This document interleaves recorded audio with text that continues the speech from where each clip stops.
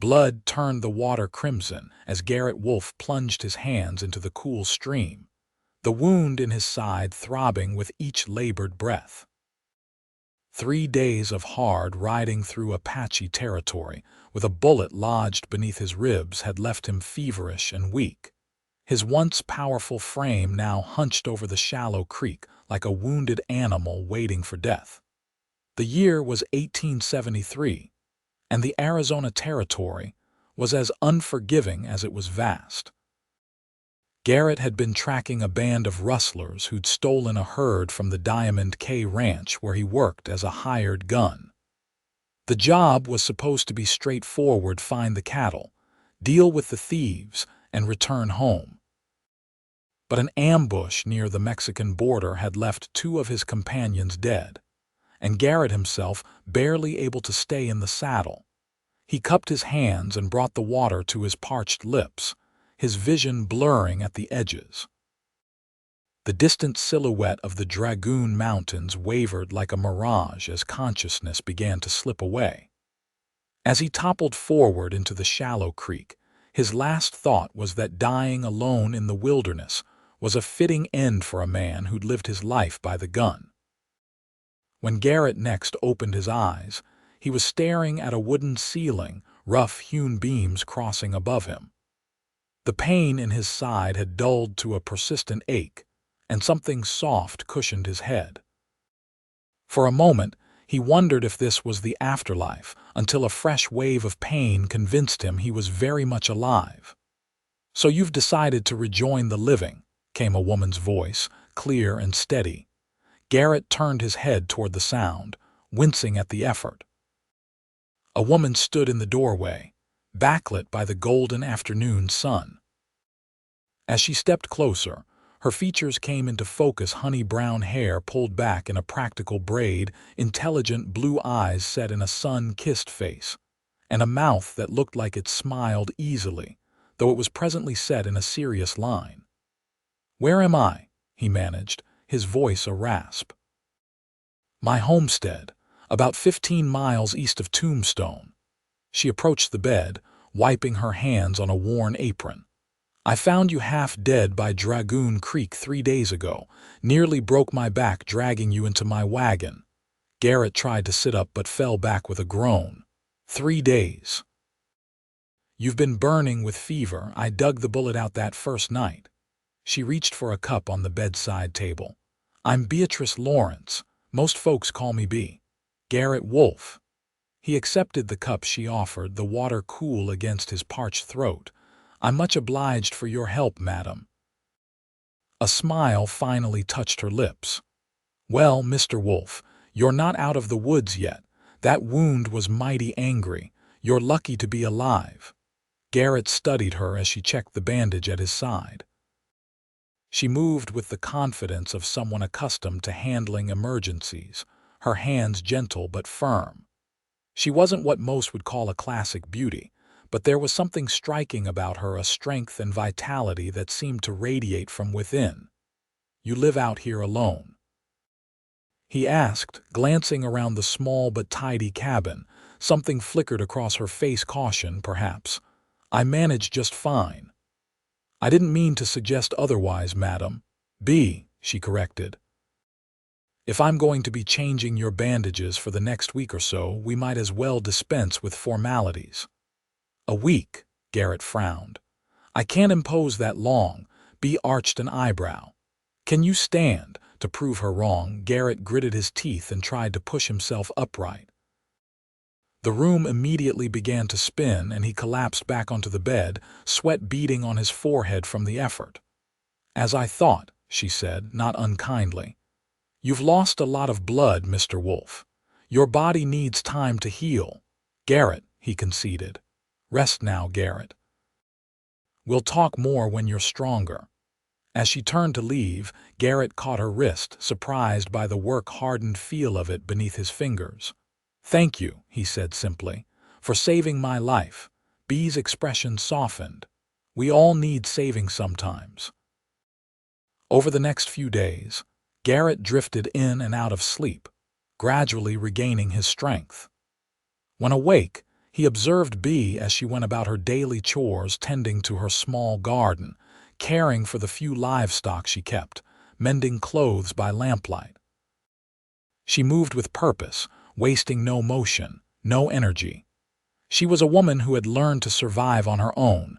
By the 5th day, Garrett was able to sit up without assistance, and Bee brought him a bowl of stew for supper. "This is mighty good," he said, savoring the rich flavor. "You're a fine cook." "Necessity teaches many skills," she replied, settling into a chair across from him. "How's the pain today? Manageable?" He set the empty bowl aside. "I've been shot before." "That doesn't surprise me." Her gaze was direct. "What kind of man are you, Garrett Wolfe, that getting shot is an occupational hazard?" He considered lying, then decided against it. She deserved the truth after all she'd done for him. "I work for the Diamond K Ranch. Started as a regular hand, but these days I'm more of a problem solver." "A gunman," she translated, "when necessary." He met her gaze evenly. "I've never drawn on a man who didn't deserve it. And who decides who deserves it?" The question hung between them, unanswered, as the last light of day faded from the windows. Bee stood and lit the lamp, its glow casting long shadows across the cabin floor. "You should get some rest," she said finally. "Tomorrow, if you're feeling up to it, you can come outside for a spell. Fresh air will do you good." The next morning, Garrett woke to the smell of coffee and bacon. With careful movements, he swung his legs over the edge of the bed and pulled on the clean shirt Bee had left for him, one that had clearly belonged to a man, though she had offered no explanation and Garrett hadn't asked. Using the wall for support, he made his way slowly to the door. The effort left him winded, but it felt good to be on his feet again. Outside, the morning sun bathed the small homestead in golden light. A vegetable garden stretched to one side of the cabin, a chicken coop and small barn to the other. Beyond, the land rolled away to distant mountains. Bee was at the clothesline, hanging sheets that billowed like sails in the gentle breeze. She turned at the sound of his footsteps, surprise and approval crossing her face. "Look at you, up and about," she said, securing a corner of the sheet with a wooden pin. "Couldn't stand that bed another minute." Garrett eased himself onto a bench outside the cabin door. "This is a nice place you've carved out here. It's not much, but it's mine." Pride underscored her words as she finished her task and came to sit beside him. "I claimed it 3 years ago under the Homestead Act. 160 acres if I can prove it up. Alone." Garrett couldn't keep the admiration from his voice. "My brother helped at first, but he took ill the first winter." A shadow crossed her face. "Pneumonia." "I'm sorry," Garrett said quietly. Bee nodded, her gaze fixed on the distant horizon. "After Benjamin died, folks in town expected me to give up, go back east. But this land was our dream. I couldn't abandon it. It can't be easy. Nothing worth having ever is." She turned to look at him, a challenge in her eyes. "You think a woman can't manage on her own?" "I think most men couldn't do what you've done," Garrett replied honestly. "This is hard country." Something in his tone must have convinced her of his sincerity, for her expression softened. "It is that." They sat in companionable silence, watching a hawk circle lazily overhead. There was a peace here that Garrett had rarely experienced, a sense of rightness and belonging that had eluded him through years of drifting from one job to the next, one gunfight to another. "What about you?" Bee asked eventually. "Where do you call home?" Garrett considered the question. "Nowhere, I suppose. Been moving around since I was 16. Texas, New Mexico, Colorado, now here. Always as a gunman. No." He smiled faintly at the memory. "Started as a drover, taking cattle up to Kansas. Then scouted for the Army for a spell. Tried my hand at prospecting in Colorado. Found enough gold to lose it all in a card game in Denver." Bee laughed, the sound unexpectedly musical. "You've lived quite a life." "An unsettled one," he admitted. Men like me don't usually put down roots. By choice or circumstance, the question hit closer to home than he cared to admit. Both, maybe. Never found a place that felt right to stay. Bee studied him for a moment, then nodded as if she'd confirmed something to herself. Well, you'll be staying here a while longer, at least until that wound heals properly. I shouldn't impose. It's not an imposition if I invite you, she cut him off. Besides, I could use some help with a few things around the place. Consider it payment for my doctoring skills. Garrett recognized the offer for what it was, a way to allow him to maintain his pride while accepting her hospitality. Seems fair, he agreed, though I'm not sure how much help I'll be just yet. You'll mend, she said with certainty. Strong men like you always do. Over the next week, Garrett's strength returned gradually. At first, he could manage only simple tasks, shelling peas on the porch, mending tack while seated at the rough-hewn table, keeping the fire stoked. But soon, he was able to help with more demanding chores, chopping wood, repairing a section of fence that had been damaged in a recent storm, even assisting with the horses.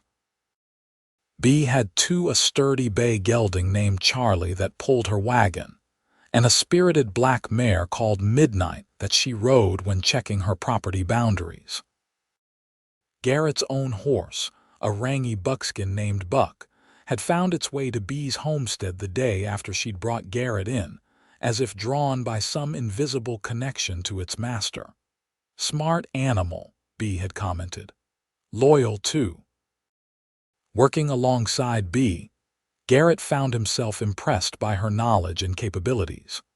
She could shoot as well as most men he knew, had a way with animals that bordered on uncanny, and possessed a practical understanding of everything from weather patterns to crop rotation.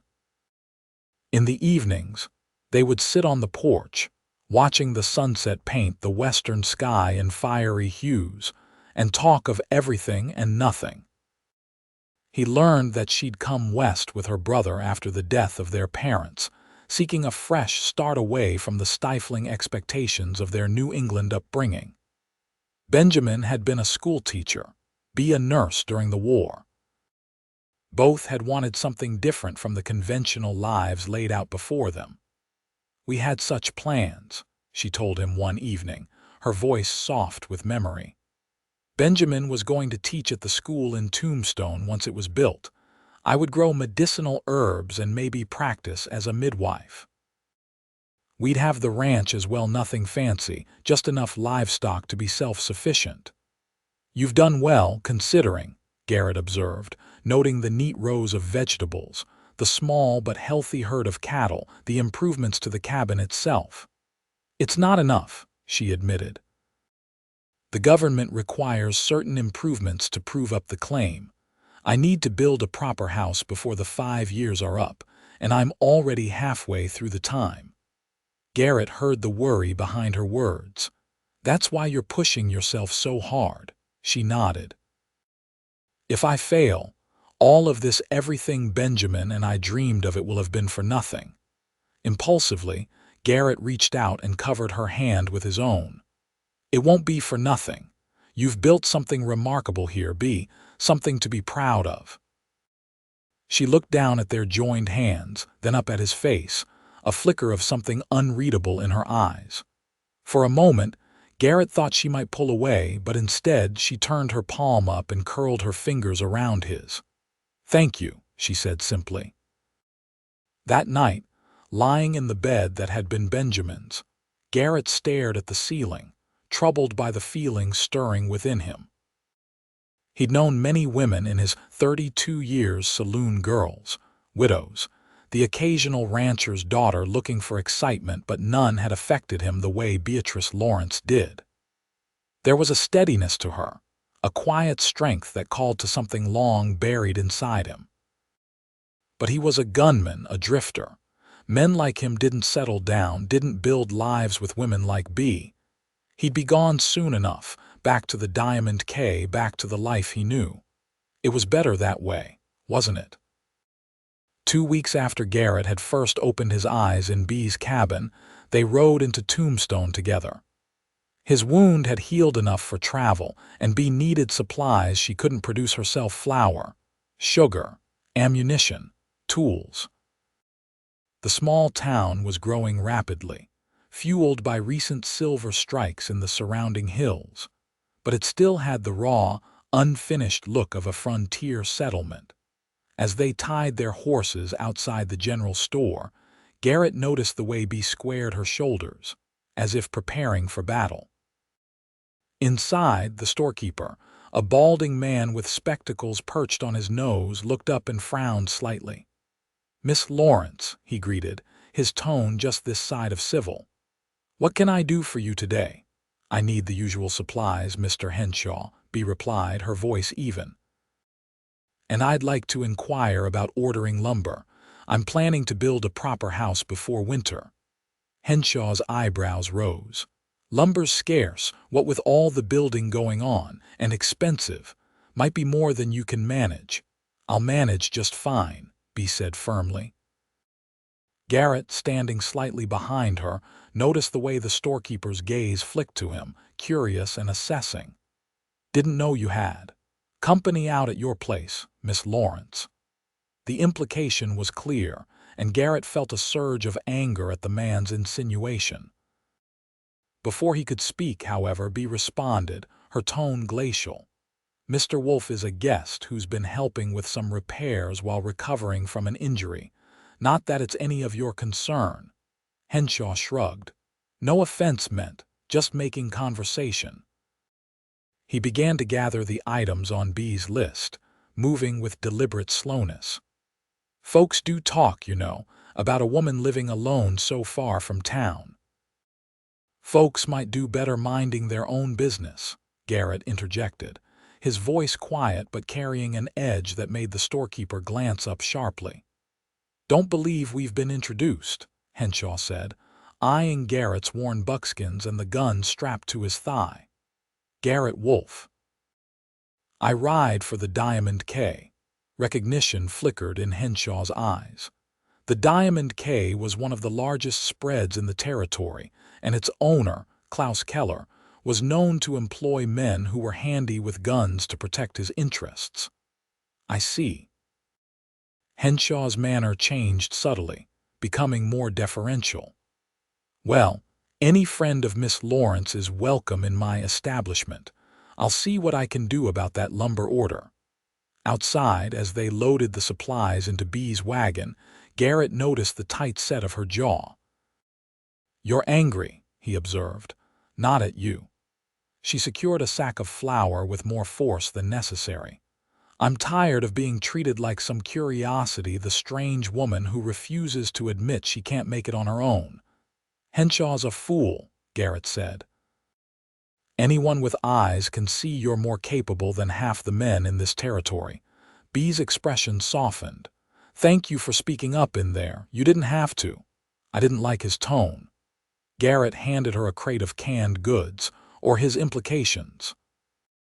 Their fingers brushed during the exchange, and Garrett felt that same unsettling jolt he'd experienced on the porch nights ago. B must have felt it too, for a faint blush colored her cheeks as she quickly turned away. "I need to stop by the land office," she said, changing the subject. "You're welcome to wait at the saloon if you'd prefer."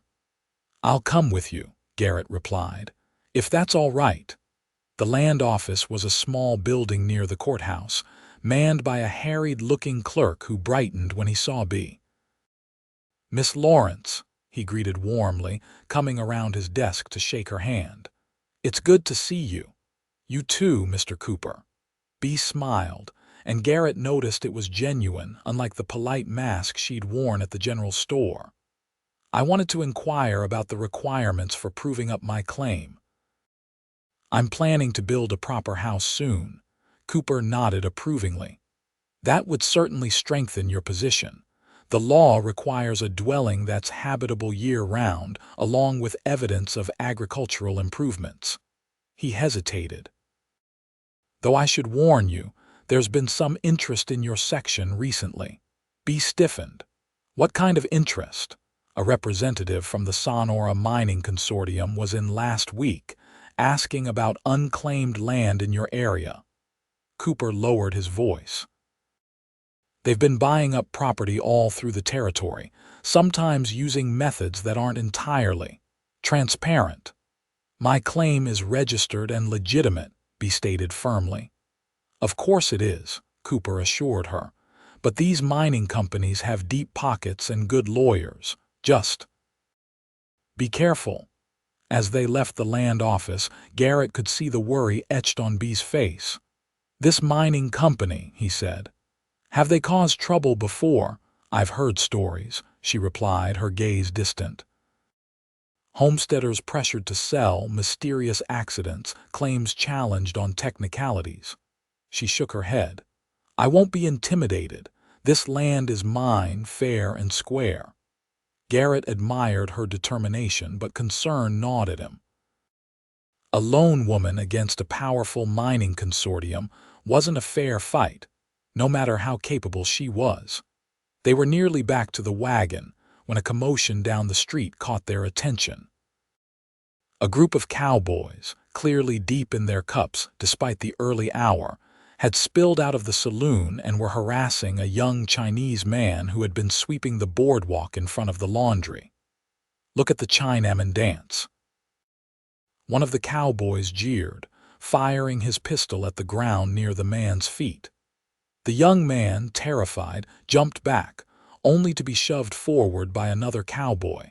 Without hesitation, Garrett strode toward the group, his hand resting on his gun.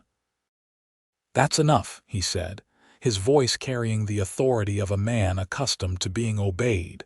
The cowboys turned, momentarily surprised by the interruption. Then the leader, a burly man with a red beard, sneered. Mind your own business, stranger. We're just having some fun with the Chinaman. Doesn't look like he's enjoying your fun, Garrett replied evenly. Why don't you boys head back inside, sleep it off?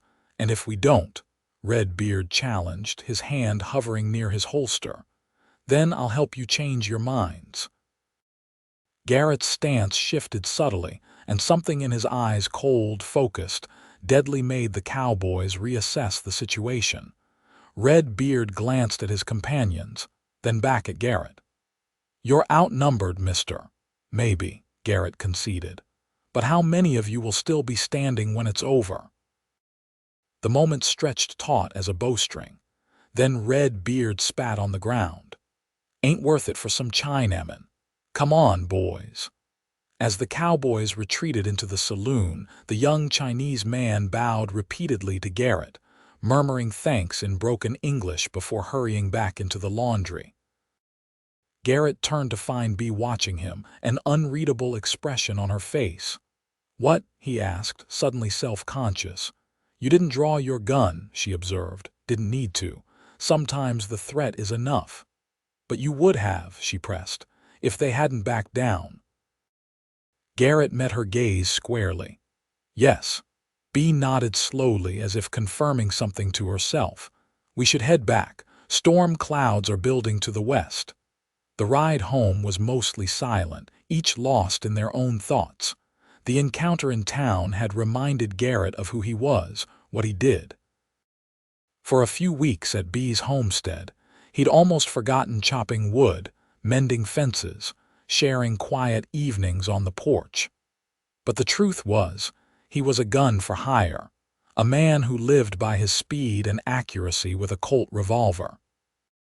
And Bee, despite her unconventional lifestyle, was a woman of principles and peace. They reached the homestead just as the first fat raindrops began to fall.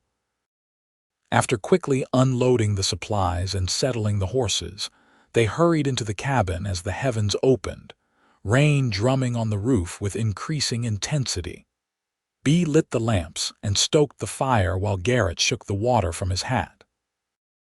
The cabin felt different, somehow smaller, more intimate, with the storm raging outside and just the two of them within.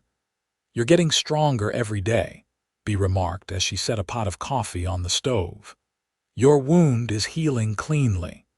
Garrett heard the unspoken question beneath her words. "I'll be heading back to the Diamond K soon," he confirmed, ignoring the pang the words caused. "They'll be wondering what happened to me. Of course." Bee kept her back to him, busying herself with cups and saucers. "You have responsibilities there." "Bee," Garrett said softly. She turned, her face composed but her eyes betraying a vulnerability that made his chest ache. "It's all right, Garrett. I always knew you'd leave once you were well. I'm just glad I could help." "What you did was more than help," he said, crossing the room to stand before her. "You saved my life." "Anyone would have done the same." "No, they wouldn't." He reached out, hesitated, then gently tucked a strand of hair behind her ear. "What you've built here, the life you've made, it's remarkable. You're remarkable." Bee's breath caught, and for a moment, Garrett thought she might lean into his touch. Instead, she stepped back, creating distance between them. "Thank you," she said quietly. "That means a great deal coming from you." The air between them was charged with unspoken feelings, possibilities that neither seemed ready to acknowledge. The moment was broken by a particularly loud crack of thunder that made the cabin windows rattle. "Quite a storm," Garrett observed, moving to look outside. The rain was coming down in sheets now, turning the yard to mud. "We need it," Bee replied, practical as ever. The garden was getting dry. They settled into their evening routine, a simple supper, conversation by the fire, Bee mending clothes while Garrett whittled a piece of wood. But an awareness hummed between them, a recognition that their time together was drawing to a close. When Garrett finally retired to Benjamin's room, he lay awake listening to the storm, wondering about the pull he felt toward this place, this woman. In all his years of wandering, he'd never experienced such a sense of belonging, of rightness. The thought of leaving tied his stomach in knots, but what could he offer Bee? A life with a gunman was no life at all, constantly moving, never safe, always waiting for the next challenger seeking to make a name by facing down Garrett Wolfe. She deserved better than that, didn't she? Morning brought clear skies and the smell of wet earth. Garrett rose early and found Bee already outside, assessing any damage from the storm. A large branch had fallen near the chicken coop, and one corner of the garden fence had collapsed under its weight. "Nothing too serious," she reported when she saw him, "though the creek will be high. We should check the crossing to make sure it's still passable." They rode out together, Garrett on Buck and Bee on Midnight, following the path that led to the creek that marked the eastern boundary of Bee's property. Sure enough, the normally placid stream had swollen to twice its usual size, its waters brown and churning. "It'll go down in a day or two," Bee said, surveying the scene. "But for now, we're cut off from town." Garrett was about to reply when movement on the far bank caught his eye. Two riders had emerged from the tree line and were watching them. Even at this distance, he could see they were rough-looking men, the kind who might work as hired muscle. "Bee," he said quietly, "we've got company." She followed his gaze, her expression hardening when she spotted the men. "I don't recognize them," one of the men called across the rushing water. "That the Lawrence place?" "It is," Bee answered, her voice carrying clear and strong. "Can I help you?" "Got a message from Mr. Harland of the Sonora Mining Consortium," the man shouted back. "He'd like to discuss purchasing your claim." "My land isn't for sale," Bee replied firmly. The men exchanged glances. "Mr. Harland is prepared to be generous. Might be wise to at least hear his offer." "As I said, I'm not interested. Please relay that to Mr. Harland." The second man, who had remained silent until now, spoke up. "Lady, you're sitting on land that could have silver beneath it. The consortium gets what it wants one way or another." Garrett nudged Buck forward, positioning himself slightly in front of Bee. "Sounds like the lady gave you her answer," he called. "I suggest you take it back to your boss." The men studied him for a long moment, taking in the gun at his hip, the set of his shoulders. "And who might you be?" the first man asked. "Name's Garrett Wolfe. I ride for the Diamond K." Recognition flickered across their faces, and they exchanged another look.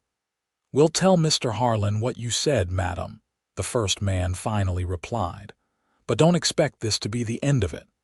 With that, they wheeled their horses and disappeared back into the trees. Bee let out a long breath. That was unsettling. Cooper was right about them being interested in your land. Garrett's eyes remained fixed on the spot where the men had vanished, and I don't like their approach. "Do you think they'll be back? Count on it." He turned to look at her, his expression grave. Mining companies like Sonora don't take no for an answer, especially if they think there's silver involved. Bee straightened in her saddle, determination written across her features. "Well, they'll have to accept it from me. This land is not for sale at any price." They rode back to the homestead in thoughtful silence. Garrett's mind was racing, calculating threats and possibilities. The men had retreated easily enough when they'd recognized his name, but that wouldn't last. Once they reported back to Harland, the mining consortium would simply adjust its strategy. As they unsaddled their horses, Garrett made a decision. "I'll stay," he said abruptly. Bee paused in the act of hanging up Midnight's bridle. "What?" "I'll stay," he repeated. "Until this situation with the mining company is resolved. But what about the Diamond K? Your job, Keller will understand." Garrett continued brushing Buck's coat, avoiding her gaze. "He's had his own run-ins with mining interests. Besides, I owe you a debt. You saved my life." "You don't owe me anything, Garrett." Bee's voice was soft. "I didn't help you expecting repayment. I know that." Now he did look at her, his expression earnest. "But I can't just ride away knowing you might be in danger. Those men will be back, maybe with more of their kind. You shouldn't face that alone." Something complicated moved across Bee's face, gratitude, relief, and perhaps a hint of something deeper. "Are you sure?" "I'm sure." And to his surprise, Garrett realized it was the truth. The thought of leaving Bee to face the mining consortium alone was unacceptable. "I'll stay as long as you need me." The words hung between them, weighted with meaning neither was quite ready to explore. Finally, Bee nodded. "Thank you," she said simply. "I should ride to the Diamond K tomorrow, let them know what's happening," Garrett said. "I can be back by nightfall. All right." Bee hesitated, then added, "Be careful." The next morning, Garrett set out early, following a trail that led northwest toward the sprawling ranch that had been his home base for the past year. The Diamond K was one of the largest cattle operations in the Arizona Territory, encompassing thousands of acres of grazing land. Its owner, Klaus Keller, was a German immigrant who had built his empire through a combination of shrewd business sense and unwavering determination. Garrett had been hired primarily as protection. Keller had faced rustlers, land grabbers, and rival ranchers, all eager to carve away pieces of his holdings. Garrett's reputation with a gun had kept many potential troubles at bay, and he'd earned Keller's respect through loyalty and effectiveness. The ranch headquarters came into view around midday, a collection of sturdy buildings dominated by a two-story main house built of stone and timber. As Garrett rode into the yard, several cowboys looked up from their tasks, surprise, and then welcome spreading across their weathered faces. "Wolfe," called one, a lanky Texan named Daniels. "We thought you was dead." "Takes more than a bullet to kill me," Garrett replied, swinging down from Buck's saddle. "Boss will want to see you," Daniels said, taking Buck's reins. "He sent out search parties when you didn't come back with the others." "Others made it back then?" Daniels nodded. "Travis and Jones, yeah. Said you got ambushed near the border, took a bullet covering their retreat." Garrett made his way to the main house, where he was immediately ushered into Keller's study. The rancher looked up from his ledgers, his craggy face breaking into a rare smile. "Wolfe," he greeted, rising to shake Garrett's hand. "Good to see you in one piece." "Good to be in one piece, sir," Garrett replied. "Travis said you were shot." "I was." "Lucky for me, a homesteader found me and patched me up." Keller gestured to a chair. "Sit. Tell me what happened." Garrett recounted the ambush, his injury, and B's intervention, finishing with the encounter at the creek and the mining consortium's interest in her land. Keller listened intently, his bushy eyebrows drawing together at the mention of Sonora mining. "Harland," he spat.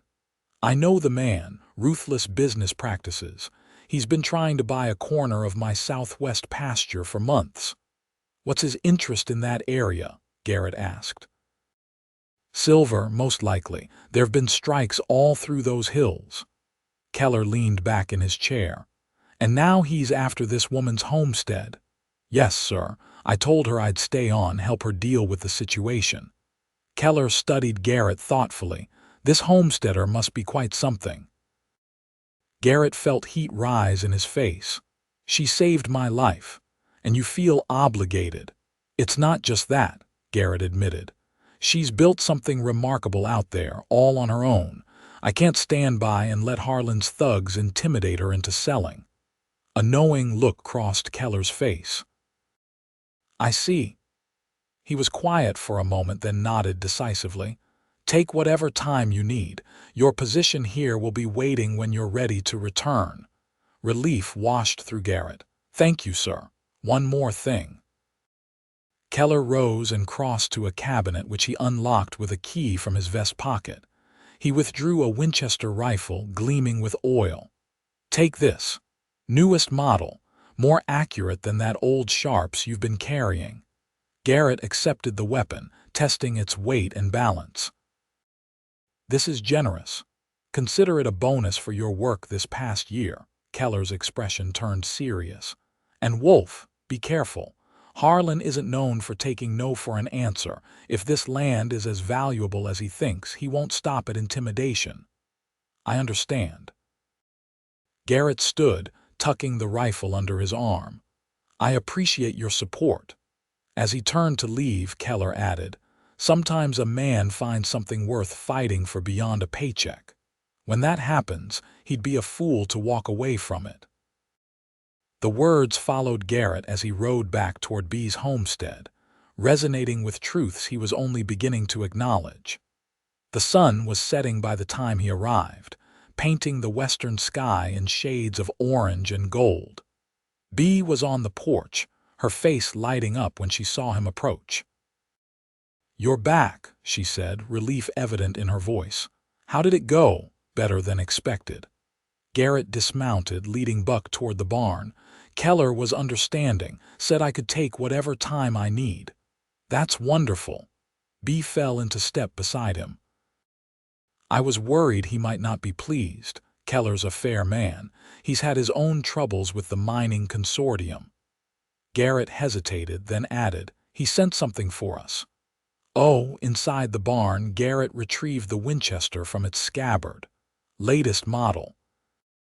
More accurate at distance than my old Sharps." B's expression sobered as she looked at the rifle. "Do you think we'll need it?" "I hope not," Garrett replied honestly, "but it's better to be prepared."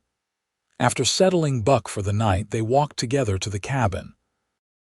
The evening was peaceful, crickets chirping in the tall grass, a waxing moon rising over the eastern hills. It was hard to imagine danger in such a tranquil setting. Yet Garrett couldn't shake the sense of foreboding that had settled over him since their encounter with Harland's men. "I spoke with some of the neighboring homesteaders while you were gone," B said as they reached the porch. "The Hendersons to the south and old Mr. Finch to the west. Both have been approached by the mining consortium as well." "Did they sell?" "Not yet, but they're considering it." The offers were substantial. B sighed, leaning against the porch railing. "I can't blame them. The Hendersons have 5 children to feed, and Mr. Finch is getting too old to work his land properly. But you won't sell, Garrett stated, knowing the answer. No. Her gaze swept over her property, taking in the garden, the barn, the small corral. This isn't just land to me, Garrett. It's everything Benjamin and I dreamed of. It's freedom. It's home. Then we'll make sure it stays that way, Garrett promised, an unexpected fierceness in his tone. Bee turned to look at him, her expression soft in the gathering dusk. Why does this matter so much to you? The question caught him off guard. Why did it matter? Why was he willing to risk confrontation with a powerful mining consortium for a woman he'd known less than a month? The answer came to him with startling clarity. Because you matter, he said simply. What you've built here matters. And because for the first time in a long while, I feel like I'm fighting for something worthwhile, not just a paycheck. Bee's eyes widened slightly, and for a moment, Garrett thought he might have said too much. Then she reached out and took his hand, her fingers warm against his. Thank you, she whispered, for staying, for understanding why this place is important. You don't have to thank me, Garrett replied, his voice rough with emotion. I want to be here. The moment stretched between them, charged with unspoken feelings. Then Bee smiled and released his hand. Come inside. Supper's waiting. That night, as Garrett lay in bed, he found himself thinking not of the potential conflict ahead, but of the way Bee's hand had felt in his, the way her eyes had softened when he'd spoken from the heart. Something was changing between them, something that both excited and terrified him. For a man who had spent his adult life avoiding attachments, the depth of his feelings for Bee was unsettling. He'd convinced himself he was staying to protect her, to repay a debt. But the truth was simpler and more complicated. He couldn't bear to leave her. The question was, what would happen when the threat from the mining consortium was resolved? Would he find the courage to lay down his gun and build a different kind of life? Could a man with his past ever truly change? Sleep eluded him as these questions circled in his mind, unanswered but increasingly urgent. The next week passed without incident, though Garrett remained vigilant. He and Bee fell into a comfortable routine, working side by side to prepare the homestead for the coming winter. They repaired fences, harvested vegetables from the garden, and started construction on a small addition to the cabin that would serve as a proper bedroom. Building together created a new kind of intimacy between them. Garrett found himself watching Bee as she measured lumber or mixed mortar, admiring the competent way she handled tools, the determination with which she approached each task. She was unlike any woman he'd ever known, strong, independent, but with a gentleness that emerged in quiet moments. In the evenings, they would sit by the fire, planning the next day's work. Sometimes Bee would read aloud from one of the few books she owned, her voice bringing to life adventures and romances from worlds far removed from their own. Garrett, who had never been much for reading, found himself entranced by the stories, or perhaps by the storyteller. On Saturday, they rode into town for supplies, and to mail a letter Bee had written to a cousin back east. Tombstone seemed busier than usual, with new faces on the boardwalks and the sound of construction echoing through the streets. "Silver's bringing them in," commented the postmaster as he took Bee's letter. "Town's growing faster than anyone expected. They're talking about building a proper opera house next spring." At the general store, Henshaw was unusually solicitous, helping Bee select fabric for curtains and offering a discount on a sack of flour. His eyes kept darting to Garrett, who stood nearby, his stance casual but alert. "Heard you had visitors out your way," Henshaw said eventually, lowering his voice. "Harland's men." Bee looked up sharply. "News travels fast. Small community," Henshaw shrugged. The Hendersons mentioned it when they were in yesterday, said you turned down Harland's offer. My land isn't for sale, Bee replied firmly. Henshaw glanced nervously at Garrett again. Might want to reconsider. Harland doesn't take rejection well. Old Mr. Finch signed over his deed yesterday after his barn mysteriously caught fire. Garrett stepped forward. Are you saying Harland's men are responsible? I'm not saying anything, Henshaw backpedaled. Just repeating what I heard. No proof of who started the fire. But convenient timing, Garrett observed darkly. Outside, as they loaded their purchases into the wagon, Bee's expression was troubled. If they burned Mr. Finch's barn, we'll be watchful, Garrett assured her, and better prepared than Finch was. They were nearly ready to depart when a well-dressed man approached, flanked by the same two rough-looking riders they had encountered at the creek. The man was in his 50s, with steel-gray hair and the confident bearing of someone accustomed to power. Miss Lawrence, he greeted, tipping his hat. I'm Richard Harland of the Sonora Mining Consortium. I've been hoping for an opportunity to speak with you. Bee straightened, her chin lifting slightly. Mr. Harland, I believe I already gave your men my answer regarding my property. Ah, but that was before you'd heard my full offer. Harland smiled, though the expression didn't reach his eyes. Perhaps we could discuss it over lunch. The hotel serves an excellent meal. I appreciate the invitation, but my answer remains the same. My land is not for sale. Harland's smile tightened. Miss Lawrence, you're sitting on what could be a significant silver deposit. The consortium is prepared to pay 5 times the market value for your claim. It's not about the money, Mr. Harland. Everything is about money, my dear. Harland's gaze shifted to Garrett, who had moved to stand beside Bee. And you must be Mr. Wolfe. My men mentioned your presence. That's right, Garrett confirmed, meeting the man's gaze steadily. I understand you're quite handy with that gun. Harland nodded toward Garrett's holster. The diamond Katakes loss appears to be Miss Lawrence's gain. Mr. Wolfe is a friend, Bee interjected. And my answer would be the same with or without his presence. Harland studied them both for a moment, calculation evident in his sharp eyes. I see. Well, my offer remains open, Miss Lawrence. Should you reconsider, you can find me at the Grand Hotel. He tipped his hat again. Good day to you both. As Harland and his men walked away, Garrett noted the barely concealed anger in the mining boss's rigid posture. He's not used to being refused, he observed quietly. Well, he'd better get accustomed to it, Bee replied, though Garrett could hear the slight tremor in her voice. Let's go home.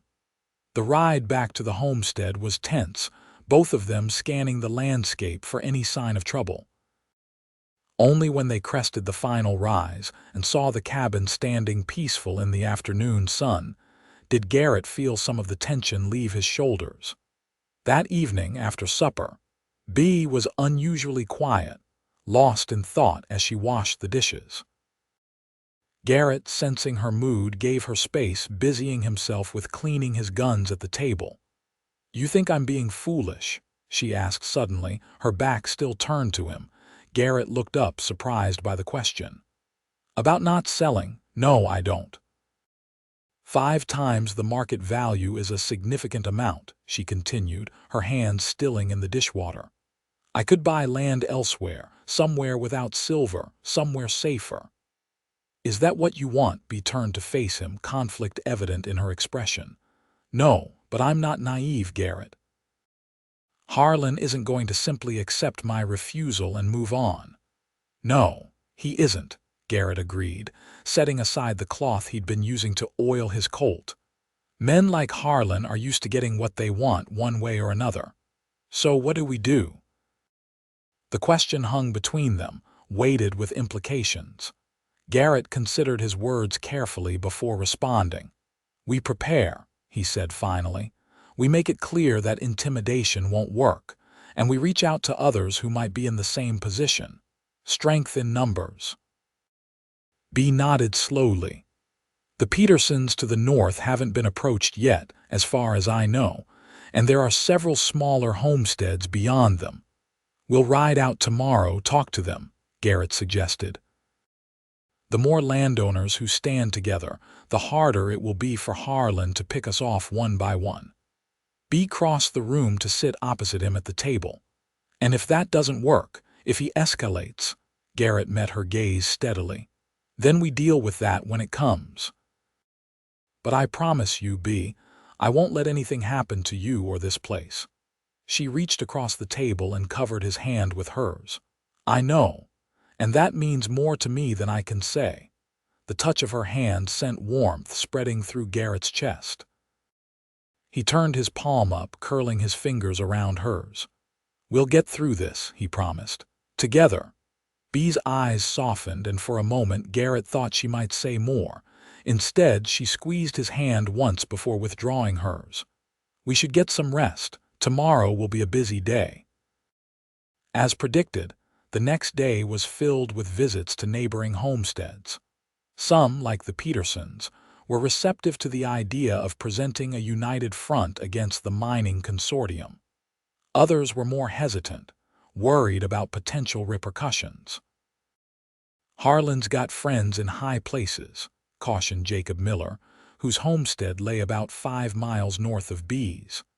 Judge Hollister up in Prescott, for one. They say he rules in Harland's favor more often than not.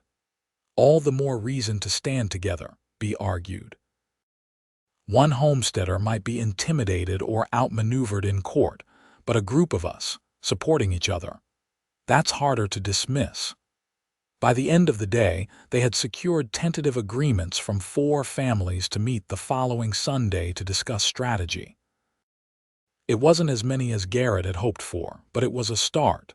As they rode home in the gathering dusk, B seemed more optimistic than she had the previous evening.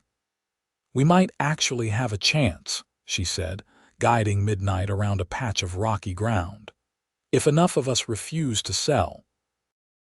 Harland will have to look elsewhere, Garrett finished, or at least negotiate more fairly. They had just come within sight of the homestead when Garrett noticed something odd, a flickering light where no light should be. As they drew closer, the flickering resolved into flames, leaping high into the darkening sky. The barn, B cried, spurring Midnight forward. Garrett followed, his heart pounding. The barn was indeed ablaze, flames already engulfing the roof and licking up the walls. The horses in the corral nearby were whinnying in panic, moving as far from the heat as their enclosure allowed. They reached the yard and dismounted quickly. Garrett grabbed B's arm as she started toward the burning structure. It's too far gone, he said grimly. We need to make sure it doesn't spread to the cabin or the chicken coop. For the next hour, they worked frantically, using buckets of water from the well to douse the ground between the barn and other structures, preventing the fire from spreading. The barn itself was a lost cause, collapsing in on itself in a shower of sparks and burning timber.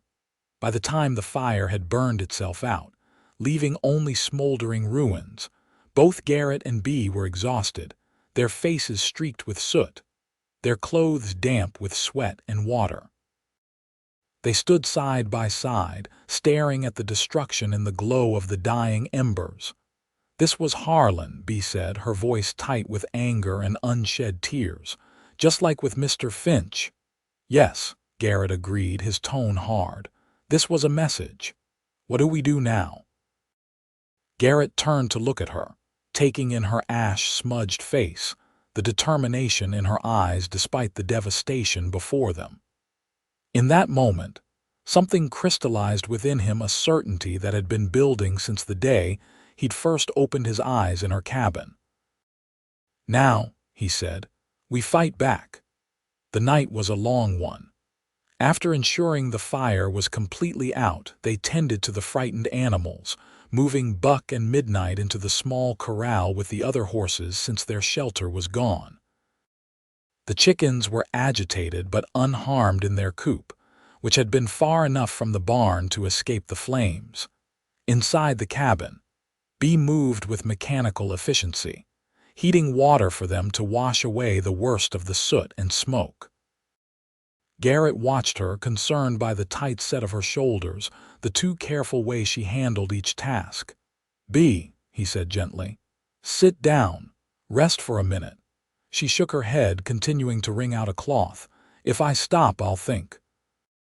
"And if I think, I'll—" Her voice caught, and she pressed her lips together. Garrett crossed the room and gently took the cloth from her hands. "It's all right to be angry, to be afraid." "I'm not afraid," she insisted, though her hands trembled slightly. "I'm furious. That they would do this, burn down a barn that Benjamin and I built with our own hands just to intimidate me. I know." Garrett set the cloth aside and took her shoulders in his hands, turning her to face him. "But we'll rebuild it, stronger than before." Bea looked up at him, her blue eyes bright with unshed tears. "What if next time it's the cabin? Or what if we'd been inside the barn when they set it alight?" "That won't happen," Garrett promised, his voice fervent. "I won't let it." Something in his tone must have reached her, for some of the tension left her body. She swayed slightly, and Garrett drew her closer into the circle of his arms. She came willingly, her head resting against his chest, her hands gripping the fabric of his shirt. "I'm sorry," she whispered. "For what?" "For involving you in this. It's my fight, not yours." Garrett's arms tightened around her. "It became my fight the moment you saved my life," he said. Then, more softly, "The moment I met you," Bea pulled back slightly to look up at his face, searching his eyes for something. Whatever she saw there made her breath catch.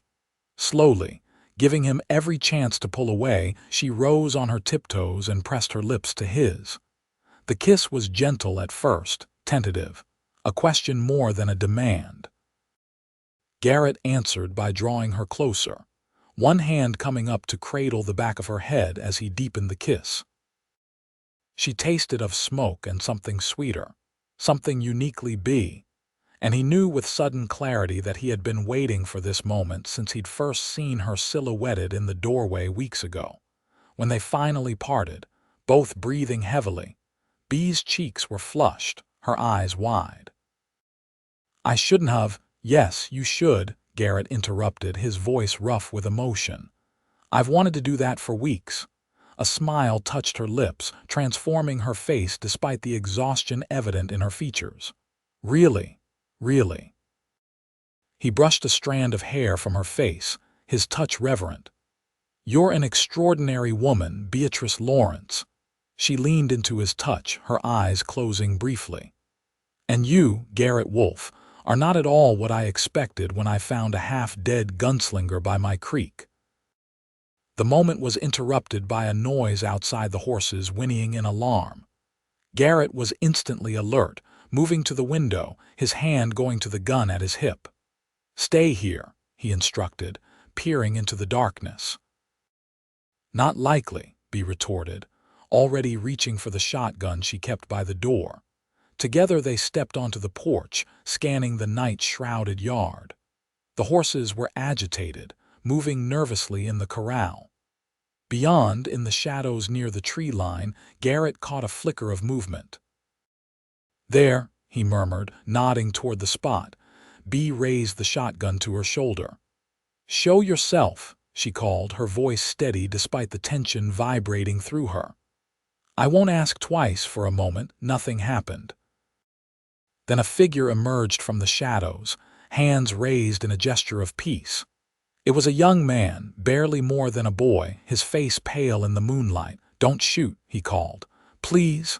"Step closer," Garrett ordered, his own gun drawn but pointed toward the ground. "Slowly." The young man complied, moving into the pool of light cast by the lantern hanging on the porch. He was perhaps 18, with sandy hair and the gangly build of someone not yet grown into his full height. "What are you doing on my property?" Bea demanded, the shotgun still trained on the intruder. I came to warn you," the boy stammered. "I work for Harland at the mine office in town. I heard them planning." After the barn, they're going to poison your well. Tomorrow night. Garrett and B exchanged glances. Why are you telling us this? Garrett asked, suspicion evident in his tone. The young man swallowed hard. My family had a homestead in Colorado. Mining company wanted the land. When my pa refused to sell, there was an accident at our mine. Pa was killed. His voice cracked slightly. I took the job with Harland because we needed the money, but I can't. I can't be part of this. B lowered the shotgun slightly. What's your name? Tommy Sullivan. Well, Tommy Sullivan, B said, her voice gentler now. You'd better come inside and tell us exactly what Harland is planning.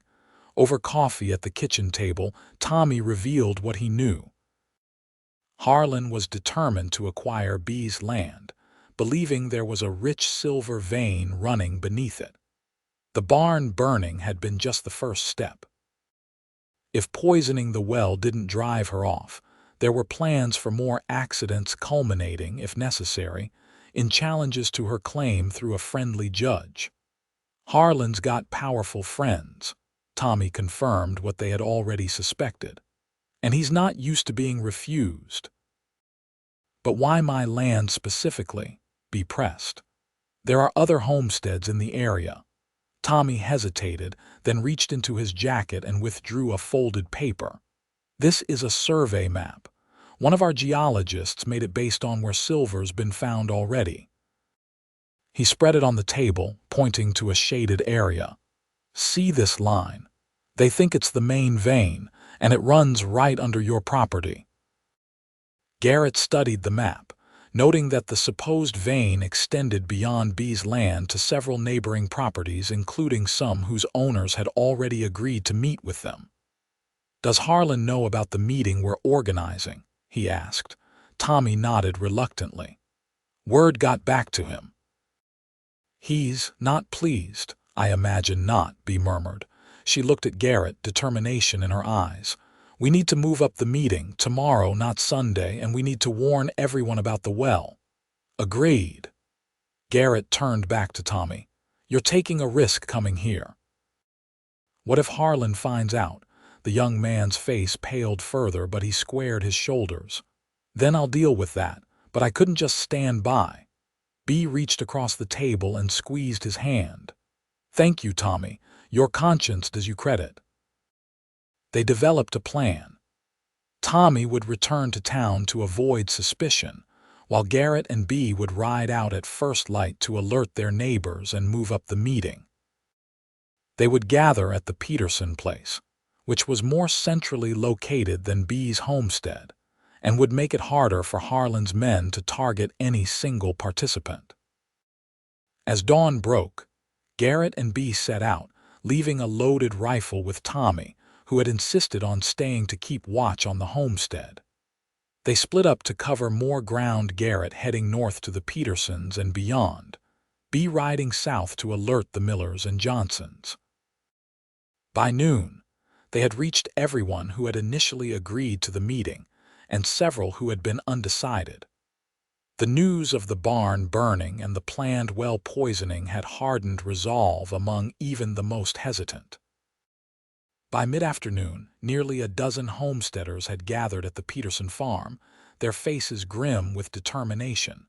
Jacob Peterson, a barrel-chested man with a booming voice, called the meeting to order in his barn. Folks, we all know why we're here. Harland and his mining consortium are trying to drive us off our land. Miss Lawrence's barn was burned last night, and we have information that more accidents are planned. Murmurs of anger rippled through the assembled homesteaders. Garrett, standing at the back of the group, noted the mixture of fear and resolve on their faces. These were not fighters by nature, they were farmers, ranchers, people who had come west to build something, not to engage in conflicts with powerful interests. B stepped forward, her voice clear and steady. I know many of you are afraid, so am I, but if we stand together, we have a chance against Harland. Divided, he'll pick us off one by one. What exactly are you proposing? Asked Sarah Johnson, a widow whose small farm adjoined B's to the south. "First, we watch out for each other," B replied. "Regular patrols, a system of signals if trouble comes. Second, we present a united front none of us sells unless we all agree to the terms. And if Harland escalates—" This from Robert Miller, whose skepticism was evident in his tone. "We're not gunfighters, Miss Lawrence." "No, but I am," Garrett spoke up, moving to stand beside B. "And I'm betting there are men in this room who know how to handle a rifle when necessary." Several of the homesteaders nodded, though uncertainty lingered in their expressions. "We're not looking for a fight," B clarified, "but we need to make it clear to Harland that intimidation won't work." "There's another option," Peterson suggested. "We could approach Harland collectively, negotiate a fair price for all our lands. If the silver vein is as valuable as he thinks, we deserve proper compensation." This suggestion sparked animated discussion. Some, like Miller, thought it practical to take the money and start fresh elsewhere. Others, including B, were reluctant to give up land they had worked so hard to improve. "What about legal action?" proposed Eliza Peterson, Jacob's wife. "If Harland's men burned Miss Lawrence's barn, that's a crime. We could approach the territorial marshal." "With what proof?" Miller countered. "No one saw who set the fire." The debate continued, passions rising until Garrett's sharp voice cut through the clamor. "Someone's coming." The barn fell silent as everyone strained to hear what Garrett had detected. Then they all heard it, the sound of multiple horses approaching at a gallop. Peterson moved quickly to the barn door, peering out. "It's Harland," he reported grimly, "and at least 6 men with him." "Everyone stay calm," Garrett instructed, moving to Peterson's side. "Let me handle this." B joined them at the door, her expression resolute. "We'll handle it together." "All of us." The homesteaders exchanged glances, then, one by one, they nodded, moving to stand with B and Garrett. By the time Harland and his men reined in their horses in the yard, they were faced with a solid line of determined faces. Richard Harland dismounted with the easy grace of a man accustomed to horseback, though his expression was anything but relaxed.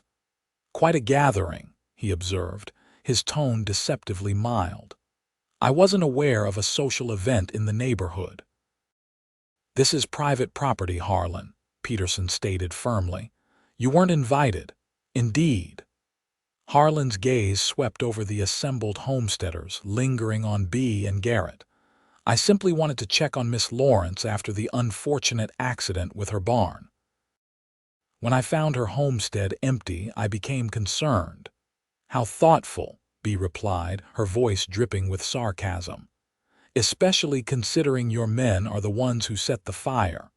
Harland's expression hardened. "That's a serious accusation, Miss Lawrence, one you couldn't possibly prove." "Perhaps not in court," Garrett interjected, stepping slightly forward. "But everyone here knows the truth." One of Harland's men, a burly individual with a scar across his cheek, moved his hand toward his holster. Garrett didn't miss the gesture, his own posture shifting subtly, ready to draw if necessary. Harland noticed the exchange and raised a hand to restrain his man. "I didn't come here looking for trouble, Mr. Wolfe.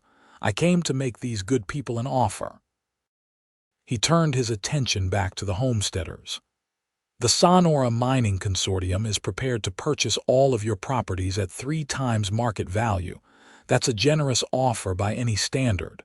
3 times, Miller repeated, clearly tempted. "For all our lands." "All of them," Harland confirmed.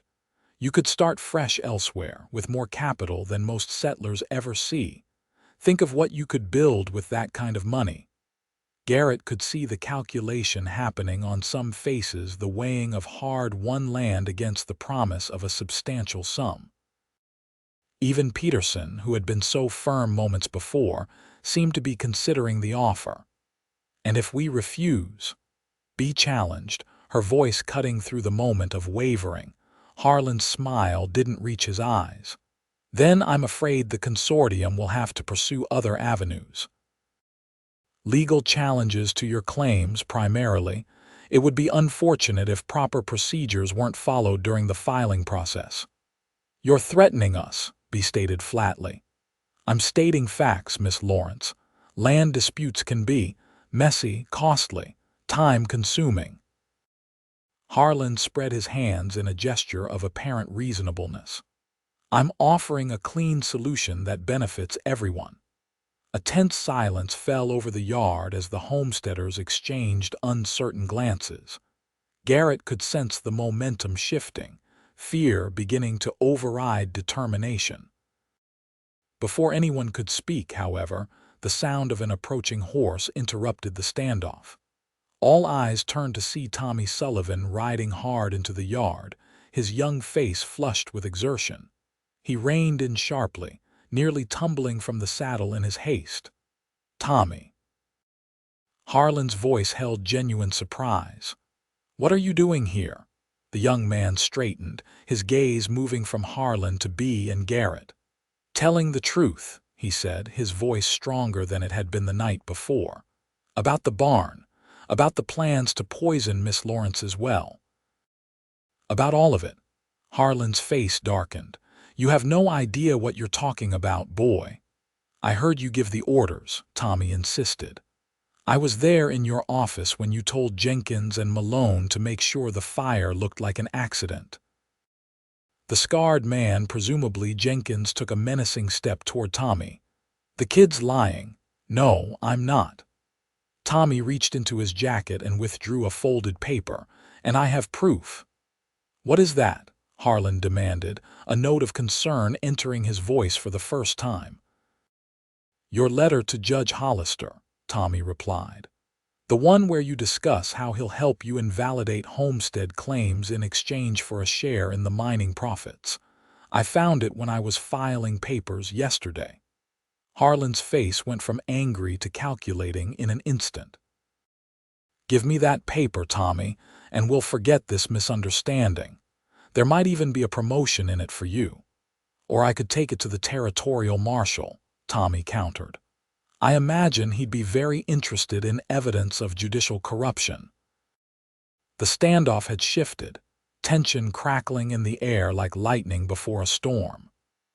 Garrett moved subtly, positioning himself so he could reach his gun if needed, while also ensuring he was between Harland's men and Bee.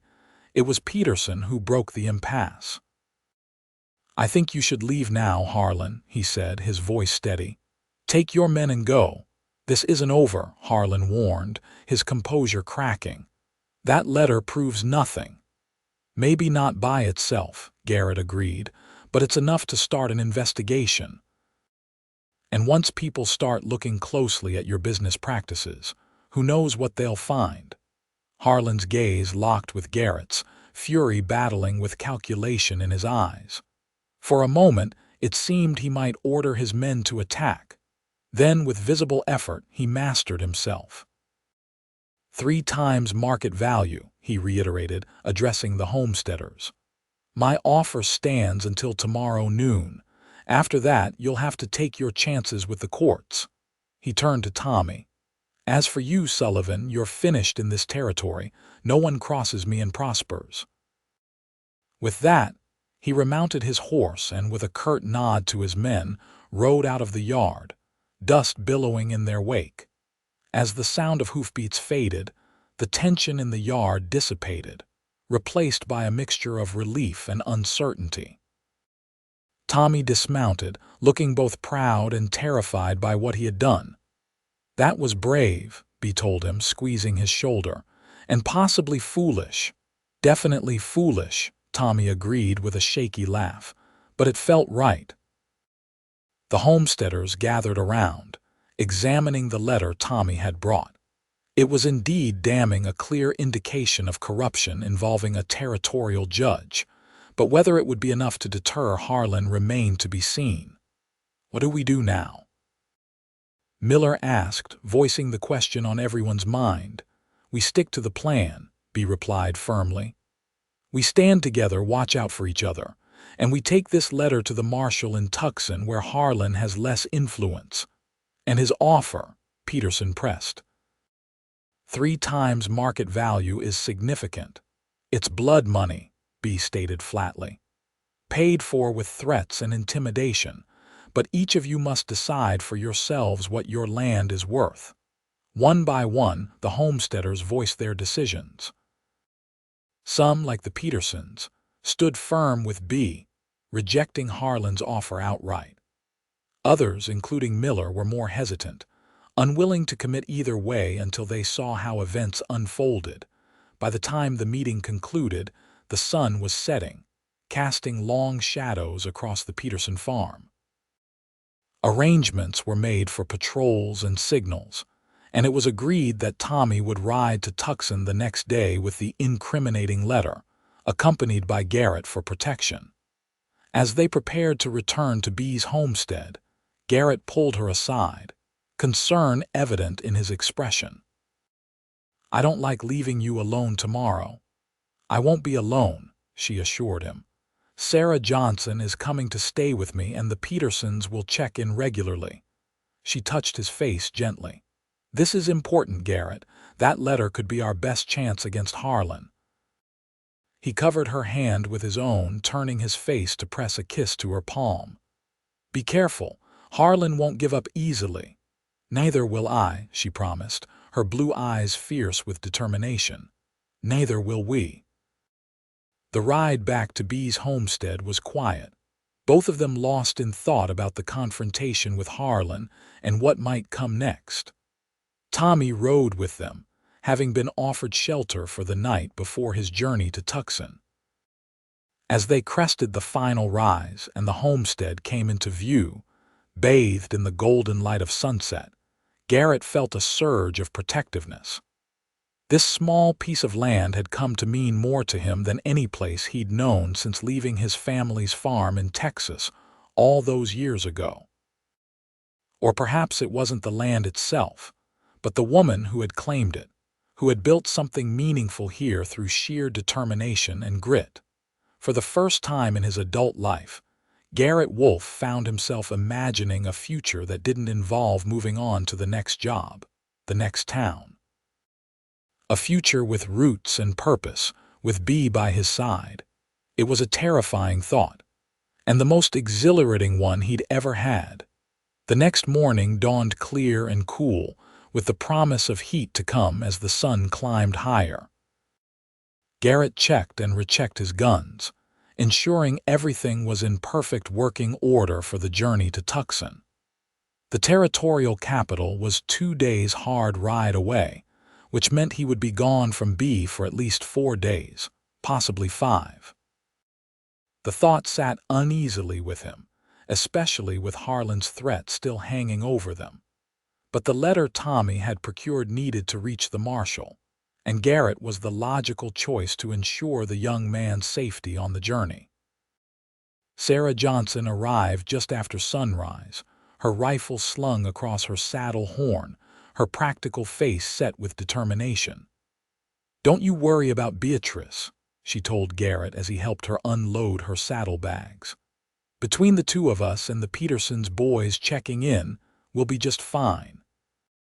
"I appreciate your help, Mrs. Johnson," Garrett said sincerely. "Sarah, please, and it's no trouble. We women have to stick together out here." She patted his arm. "Now, you make sure that letter gets to the marshal. That's the best way to help Beatrice now." Inside the cabin, B was preparing provisions for the journey, her movements efficient but her expression distracted. Garrett watched her from the doorway for a moment, committing the sight to memory, the way the morning light caught in her honey-brown hair, the determined set of her shoulders, the competent movements of her hands.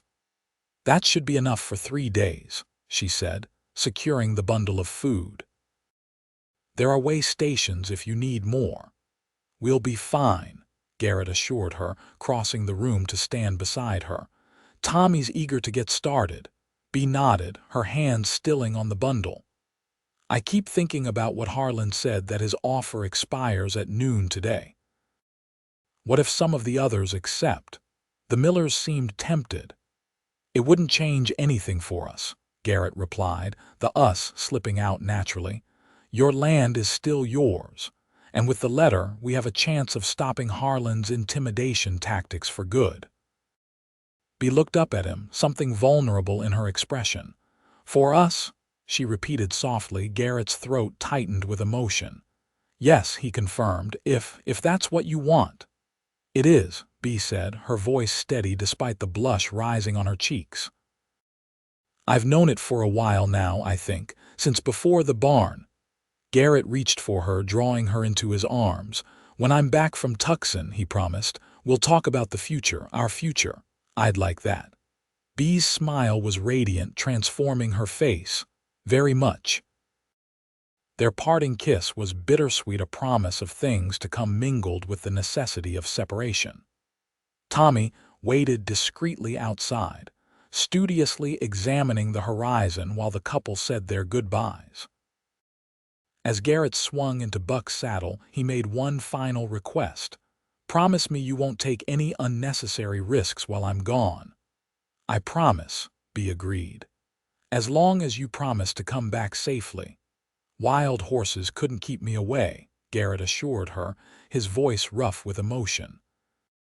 With a final nod to Sarah Johnson, who stood on the porch with her rifle resting casually in the crook of her arm, Garrett turned Buck toward the south, Tommy following on the sturdy brown gelding Bee had lent him.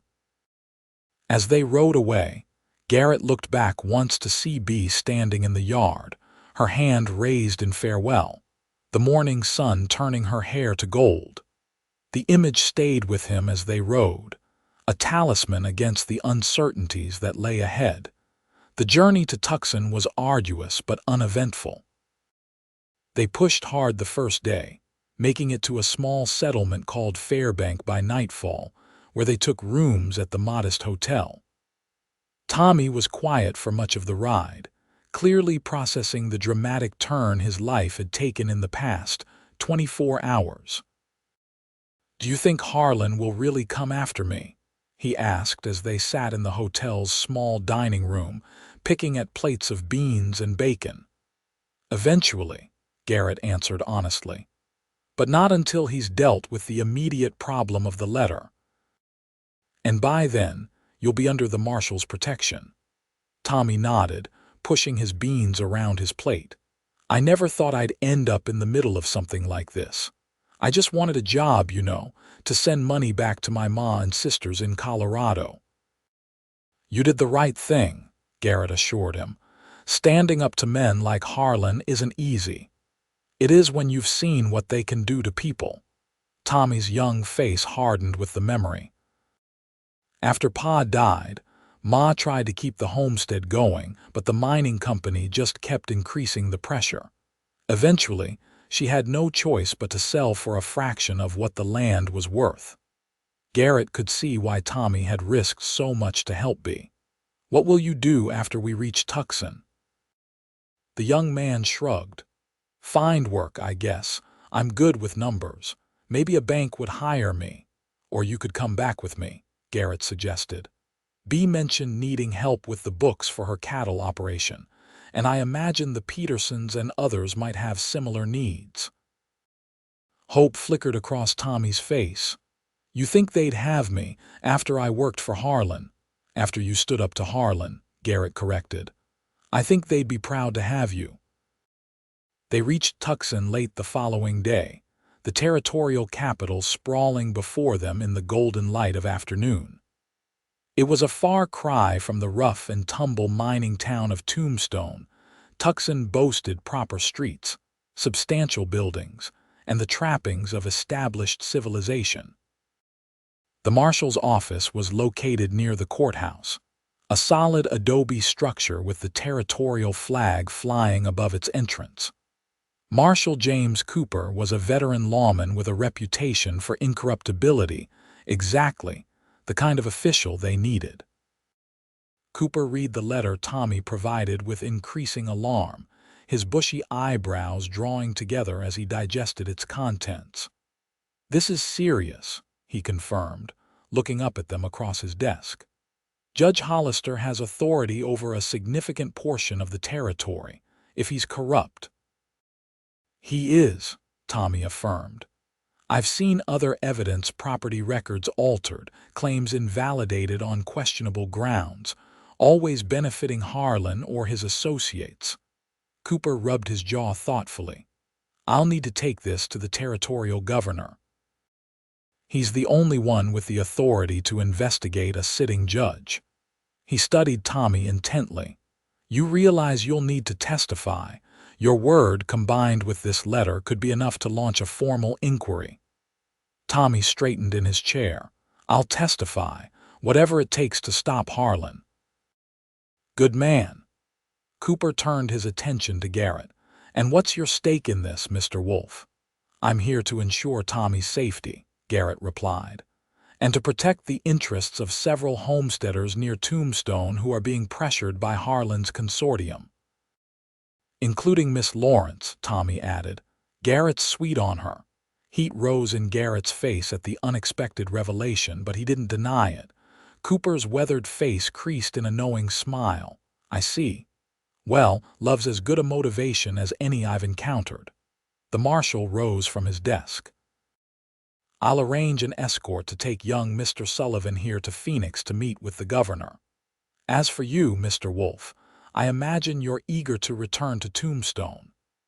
As soon as I know Tommy is safely on his way, Garrett confirmed. Give me until morning to make arrangements, Cooper requested. In the meantime, I suggest you both get some rest. There's a decent hotel 2 blocks east. As they left the marshal's office, Garrett felt cautiously optimistic. The wheels of justice were now in motion, and while it might take time for formal action against Harlan, the mere threat of investigation might be enough to make him reconsider his tactics.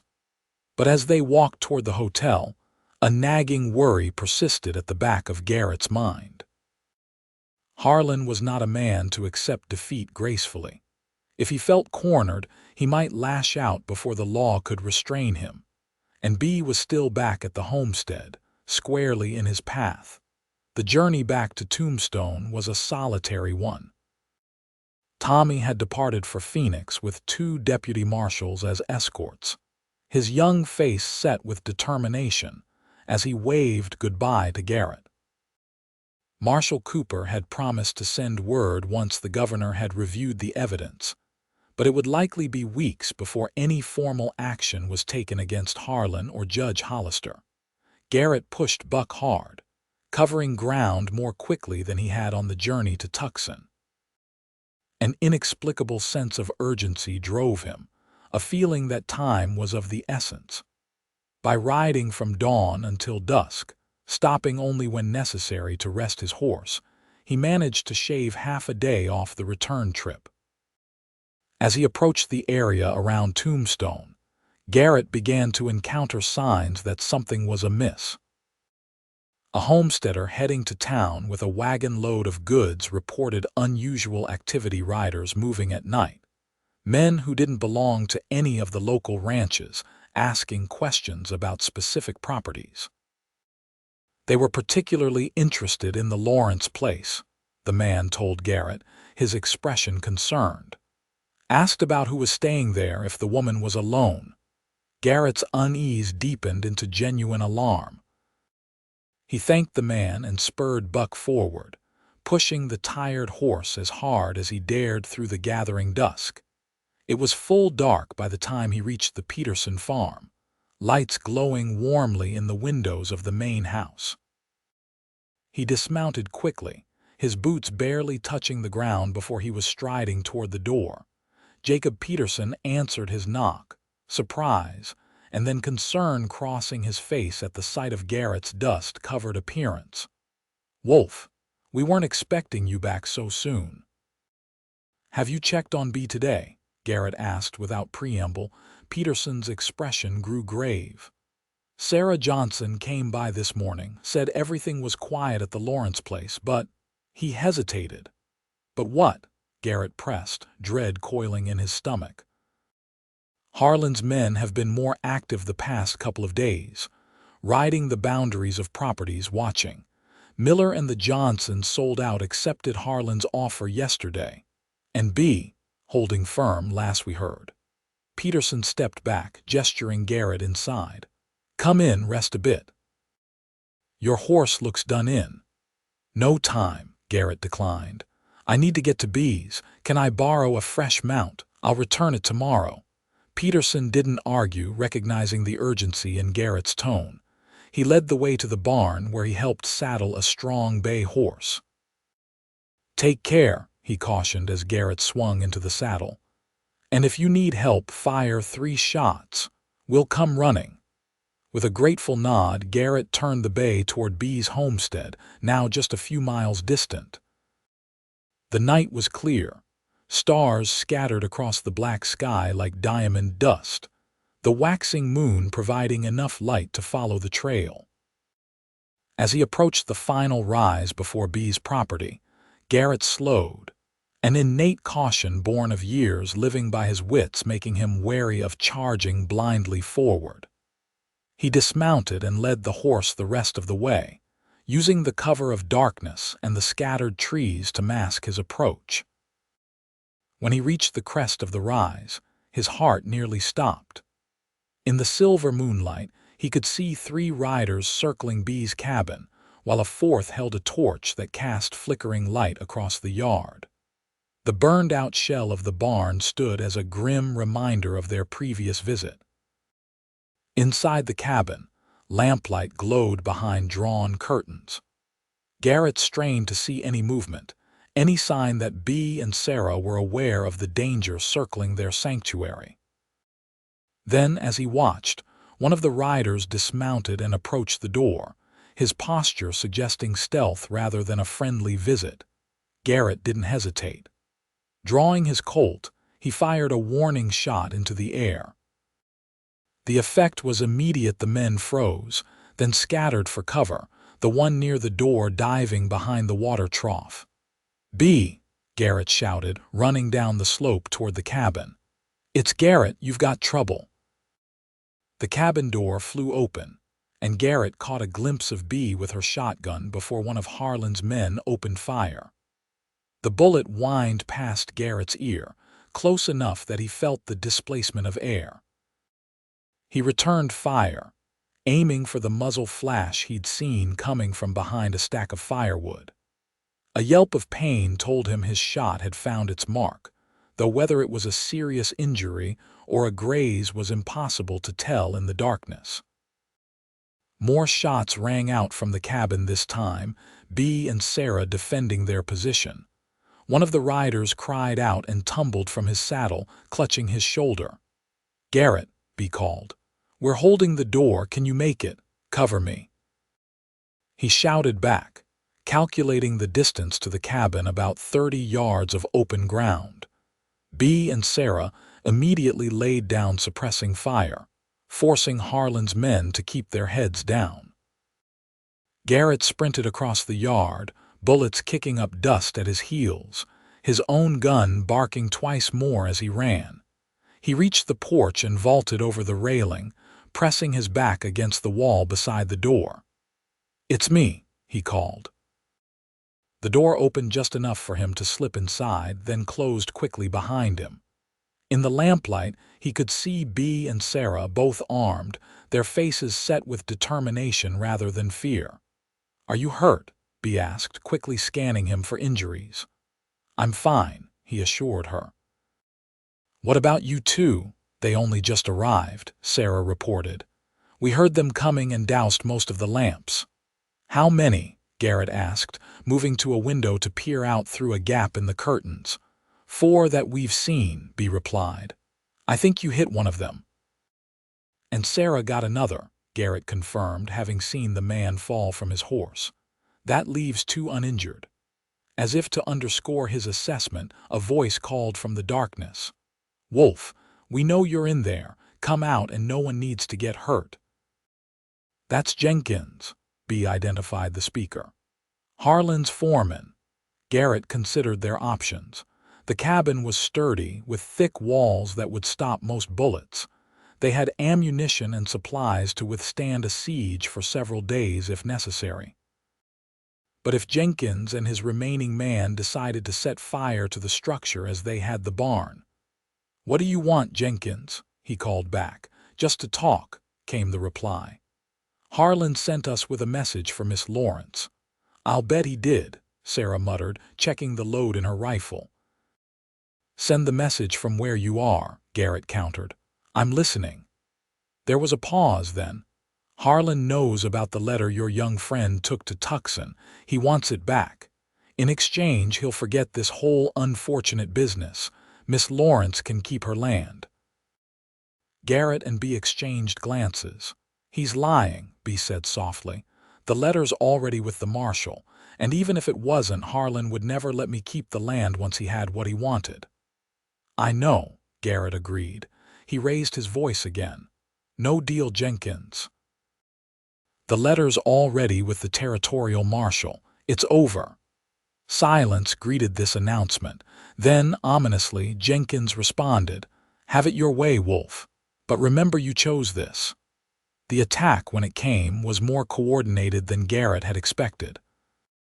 One man opened fire from the front of the cabin, drawing their attention, while Jenkins and the other circled to the back. The first warning was the smell of smoke. "They're trying to burn us out," Sarah exclaimed, moving to the back window. Garrett was already in motion, heading for the rear door. "Stay here," he instructed. "Keep the front covered."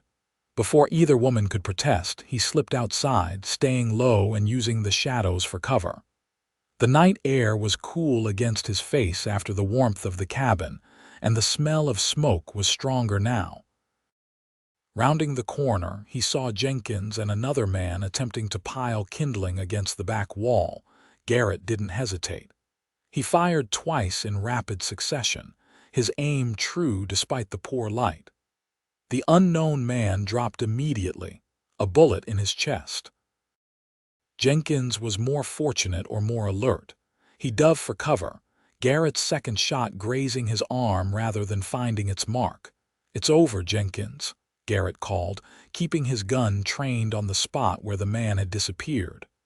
"Your men are down. Give it up." "Not a chance, Wolfe," Jenkins snarled from his hiding place behind a stack of firewood. "Harland will have my head if I come back empty-handed.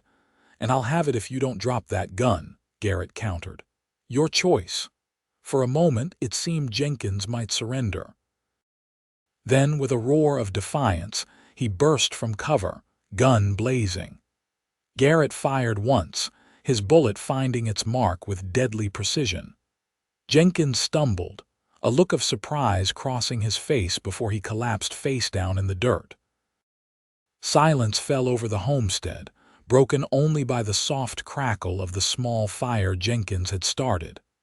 Garrett quickly stamped it out, ensuring no spark remained to threaten the cabin. The front door opened and Bee appeared, shotgun still at the ready. "Garrett," she called, her voice taut with concern. "Here," he replied, stepping around the corner. "It's done." Bee's relief was palpable. She lowered the shotgun and rushed to him, checking him for injuries with anxious hands. "Are you hurt? I heard the shots." "I'm fine," he assured her, pulling her close. "They won't be bothering us again." Sarah Johnson appeared in the doorway, her practical face grim but satisfied. "Good riddance," she declared, surveying the scene. "Though I suppose we should check if any of them are still alive." A quick inspection revealed that Jenkins and one other man were dead, while the two who had been wounded earlier in the fight had fled, leaving trails of blood that disappeared into the darkness. "They'll go straight to Harland," Bee observed, her expression troubled despite their victory. "This isn't over." "Maybe not entirely," Garrett agreed, "but it's changed. Harland's lost his muscle, and with the letter in the marshal's hands, his influence is waning. He's a businessman at heart. At some point, he'll cut his losses. I hope you're right." Bee leaned against him, suddenly looking exhausted. "I'm so glad you're back. When did you return? How was Tucson?" "Just now," he admitted. "I came straight here from the Peterson place. Had a feeling something might be wrong." Your instincts saved our lives, Sarah declared, patting his shoulder as she passed. Now I think we could all use some coffee and something to eat. It's been quite a night. Inside the cabin, as Sarah busied herself at the stove, Garrett pulled Bee into a private corner. I was worried about you, he confessed, his voice low. The whole way back I couldn't shake the feeling that you were in danger. I'm all right, she assured him, her hands resting on his chest. Better than all right now that you're here. Garrett brushed a strand of hair from her face, his touch gentle despite the calluses on his fingers. I meant what I said before I left, he told her. About our future, I want to stay, Bee, not just until this business with Harland is settled, for good. Hope bloomed in her blue eyes. Do you mean that? With all my heart. He drew her closer. I've been a drifter all my adult life, never finding a place that felt like home until here, until you. Bee's smile was radiant even in the dim light of the cabin. I was afraid to hope, she admitted. Men like you don't usually settle down with women like me. Men like me don't usually find women like you, Garrett corrected, his voice rough with emotion. Brave, beautiful, and stubborn as the day is long, her laugh was soft and joyful. Is that your idea of a compliment, Garrett Wolfe? It's my idea of the truth, he replied. And then he was kissing her, pouring all the feeling he couldn't yet put into words into the contact between them. They were interrupted by Sarah clearing her throat loudly. Coffee's ready, she announced, her tone amused. And while I'm happy for you both, perhaps we should discuss what to do about the bodies in the yard before we celebrate too enthusiastically. The practicalities of the situation reasserted themselves. The dead men had to be dealt with, the authorities notified, statements prepared. But through it all, Garrett felt a sense of rightness, of belonging that had eluded him for decades. This was where he was meant to be, with this woman on this land. Home at last. The aftermath of the shootout brought changes to the small community of homesteaders. Word spread quickly of how B. Lawrence and Garrett Wolfe had stood against Harland's men, and suddenly, the mining consortium's intimidation tactics seemed less effective. Several homesteaders who had been considering Harland's offer changed their minds, inspired by B's courage. Marshal Cooper arrived from Tucson a week later, bringing news that the territorial governor had ordered a formal investigation into Judge Hollister's activities based on the evidence Tommy had provided. Harland himself had fled the territory, his financial empire beginning to crumble as investors withdrew their support in the face of potential scandal. It'll be months before everything's sorted out legally, Cooper told Garrett and B as they sat on her porch, enjoying the cool evening air. But for all practical purposes, the threat to your land is over. What about Tommy? B asked. Is he safe? Safer than any of us, Cooper chuckled. The governor was so impressed with his integrity that he offered him a position as an assistant clerk in the Territorial Records Office. The boy's got a bright future ahead of him.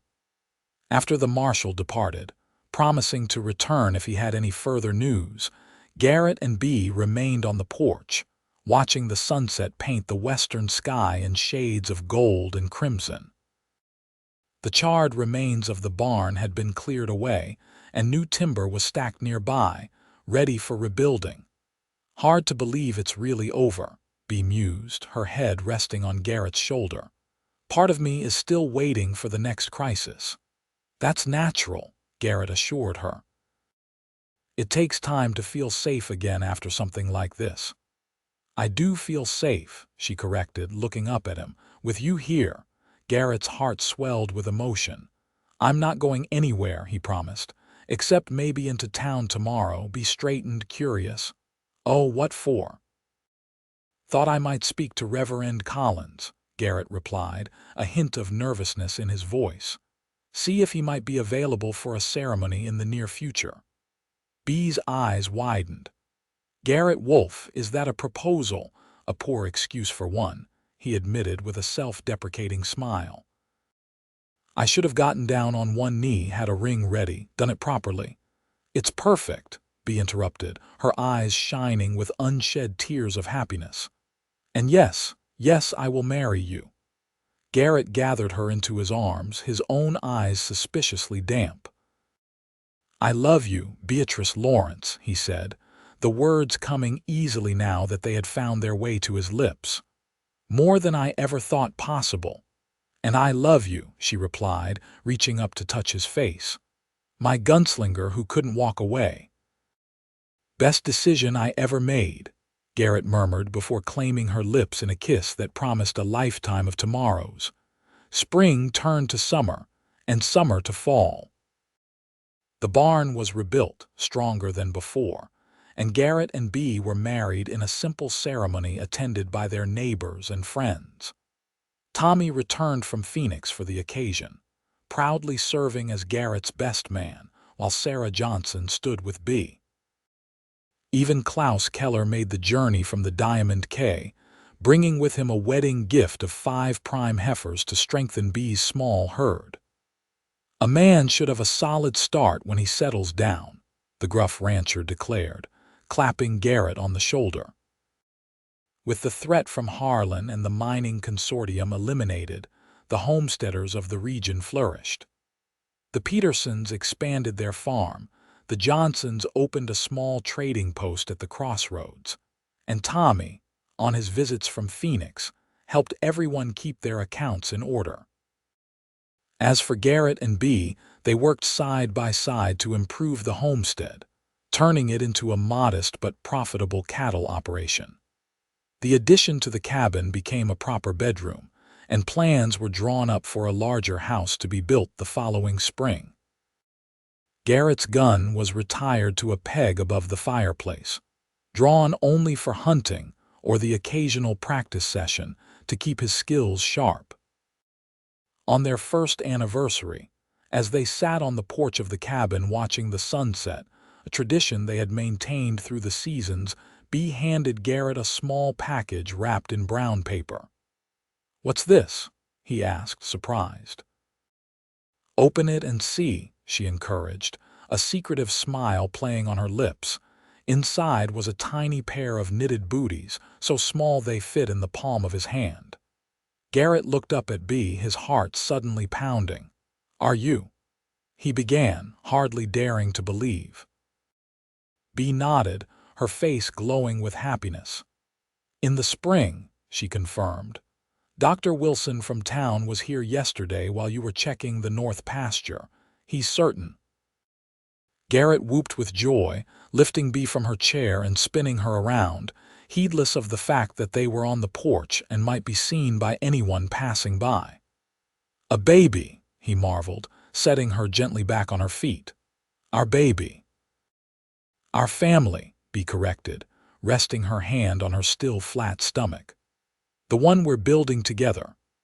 As the sun dipped below the horizon, painting the sky in the fiery hues of an Arizona sunset, Garrett held his wife close, overwhelmed by the fullness of his heart.